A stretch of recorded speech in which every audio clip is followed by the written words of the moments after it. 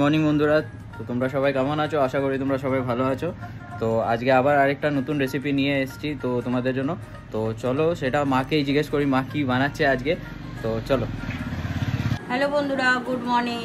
তো আজকের রেসিপি হচ্ছে বাটা মাছ দিয়ে আলু কচু দিয়ে পাতলা ঝোল।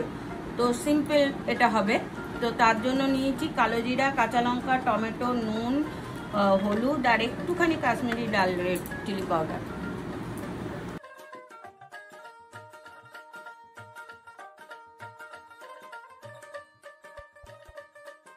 তো বন্ধুরা, কড়াই গরম হয়ে গেছে, তেলটা গরম হয়ে গেছে।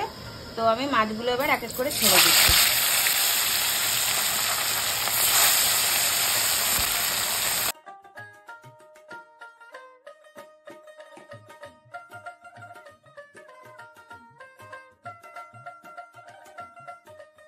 বন্ধুরা, তোমরা কারা কারা ভাজা মাছ খেতে ভালোবাসো তো কমেন্টে জানাবে।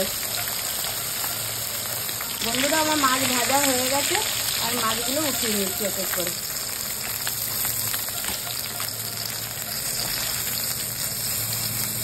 তো বন্ধুরা, কড়াইয়ের মধ্যে আমি একটু কালো জিরা ফোড়ন দিয়ে নিচ্ছি। এক এক করে কচু আলুগুলো দিয়ে নিচ্ছি।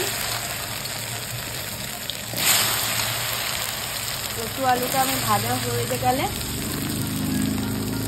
একটু নুন আর হলুদ দিয়ে ভেজে নেবো ভালোভাবে করে। অল্প নুন, অল্প হলুদ,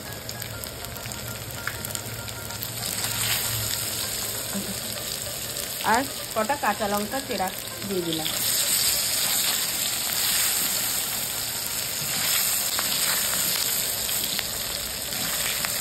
তো কচু আর আলুটা ভাজা হয়ে গেছে, এর মধ্যে আমি কটা টমেটো দিয়ে দিলাম।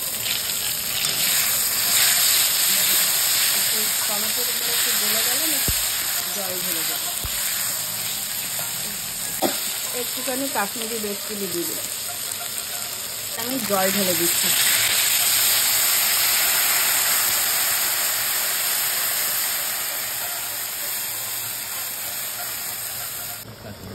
কচু আলুগুলো সিদ্ধ হয়ে গেছে, তা আমি মাছগুলো এক এক করে দিয়ে নিচ্ছি।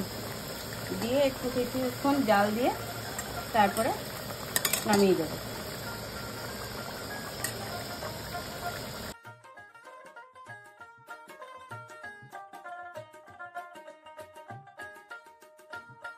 তো বন্ধুরা, আমাদের মাছ রেডি হয়ে গেছে।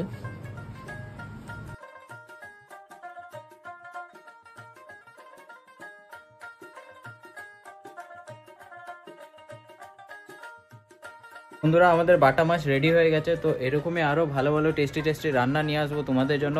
তো আজকের রেসিপিটা তোমাদের কেমন লাগলো সেটা কমেন্টে আমাদেরকে জানাবে। তো আর তার সাথে সাথে আমাদের চ্যানেলটাকে লাইক, শেয়ার, সাবস্ক্রাইব আর কমেন্ট করে দেবে। আর আমাদের ইনস্টাগ্রামের প্রোফাইলটাকে ফলো করে নিও, মমস পান্ডা কিচেন বলে আছে। তো চলো, আজকের জন্য এতটাই। Thank you. জয় শ্রীরাম।